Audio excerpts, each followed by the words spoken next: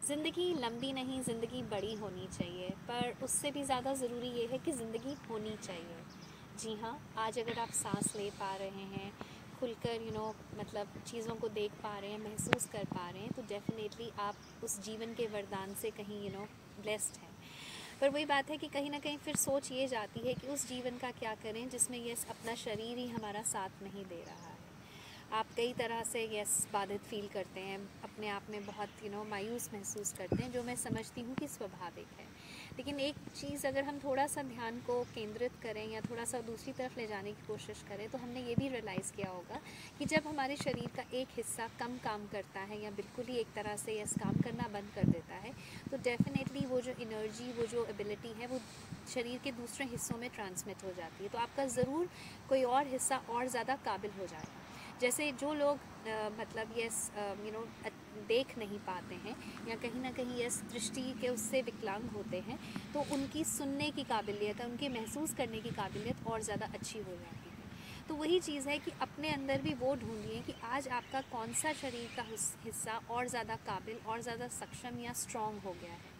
So this is like shift of focus, shift of having a different perception, कि अब हम उस पर ध्यान ना दें कि यस ज़िंदगी में क्या कमी रह गई, उस पर ध्यान दें कि क्या, कहाँ पर हम कैसे बेहतर हो गए। एंड दूसरा एक और, अगर हम इसी पर्सपेक्टिव को थोड़ा सा और डिफरेंट एंगल से देखें, तो मेरा हमेशा ये मानना है कि जो हमें लाइफ में जितनी भी मुश्किलें या चुनौतियों का सामना करने को मिलता है, वो हमें अपनी काबिलियत के अनुसार मिलता है। जो इंसान जितना यह सह पाता है या जितनी उसकी सहन शक्ति होती है, उसके अनुसार हमें उतनी ही मुश्किलें या कठिनाइयाँ मिलती हैं।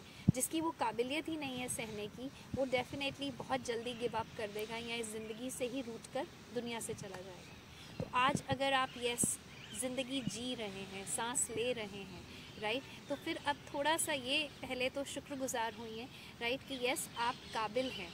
तभी ईश्वर ने आपको जो भी मुश्किल का ने डाला परिस्थिति में, वो इसलिए क्योंकि उन्हें आपकी किसी और काबिलियत को निखारना था, किसी और तरह से आपको दुनिया के सामने, मतलब यहाँ दुनिया के साथ जोड़ना था। एज आई ऑलवेज फील कि there is a divine plan जो ईश्वर ने हमारे लिए सोचा होता है, जो कि हमारी अपनी सोच, हमारी अपनी समझदारी से कई बारी ऊपर होता है। तो वही है कि जब खुद समझ ना आए कि मेरे साथ ऐसा क्यों हुआ, या मुझे लाइक मन करता है कि यस मेरे साथ गलत हुआ, तो उस टाइम पे let's start believing in this divine plan. Definitely कुछ ना कुछ सही हो रहा है, कुछ ना कुछ निखर रहा है। तो ज़िंदगी के दिन काटना छोड़िए, जीना छोड़िए, क्योंकि यस आप आज में भी जिंदा हैं।